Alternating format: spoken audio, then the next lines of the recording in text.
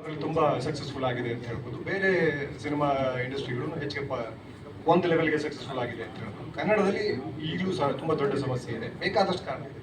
ಆ ಕಾರಣನೇ ಎಷ್ಟು ಉದ್ದಕ್ಕೆ ಮಾತಾಡ್ತಾ ಹೋಗ್ಬೋದು. ಒಂದಿನ ಬಂಡವಾಳದಿಂದ ಹಿಡಿದು ಬಂಡವಾಳ ಹಾಕೋರಿಂದ ಹಿಡಿದು ಸಿನಿಮಾ ಮಾಡೋರಿಂದ ಹಿಡಿದು ಆಡಿಯನ್ಸ್ ತನಕ ಬೇಕಾದಷ್ಟು ಬದಲಾವಣೆಗಳು, ಬೇಕಾದಷ್ಟು ಅದರ ಬಗ್ಗೆ ಚಿಂತನೆ ಆಗಬೇಕಾಗಿದೆ ಅಂತ ನನಗನ್ಸುತ್ತೆ.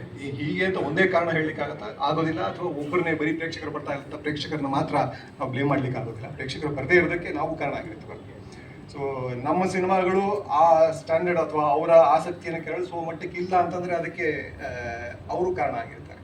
ಹೆಚ್ಚು ಕಡಿಮೆ ಸಿನಿಮಾ ಆಡಿಯನ್ಸ್ನ ಪ್ರತಿಫಲಿಸುತ್ತೆ ಅಂತ ಹೇಳ್ತೀವಲ್ಲ, ಕನ್ನಡಿಗೆ ಹಿಡಿದ ಹಾಗೆ ಎಲ್ಲ ಮಾಧ್ಯಮಗಳು ಸಹ ಆ ಥರ ಕನ್ನಡಿಗೆ ಹಿಡಿದಿದ್ದೀವಿ ಅಂತಂದ್ರೆ ಇದನ್ನು ನೋಡ್ತಾ ಇಲ್ಲ ಅಂದ್ರೆ ಕನ್ನಡಿಗರು ಅವ್ರ ಮುಖ ಅವ್ರಿಗೆ ಇಷ್ಟ ಆಗ್ತಾ ಇಲ್ಲ ಅಂತ ಅಲ್ವಾ, ಅಥವಾ ನಾವು ಸರಿಯಾಗಿ ತೋರಿಸ್ತಾ ಇಲ್ಲ ಅಂತ ಏನೋ ಒಂದಿದೆ.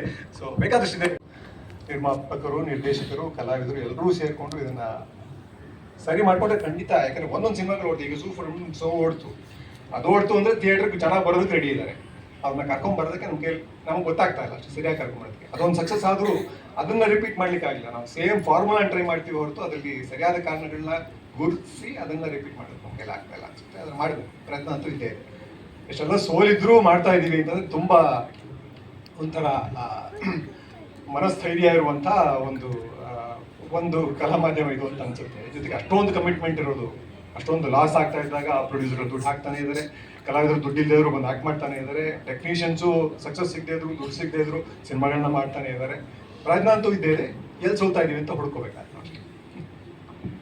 Thank you. ಮಾತಾಡ್ಬಿಟ್ಟೆ. Thank you.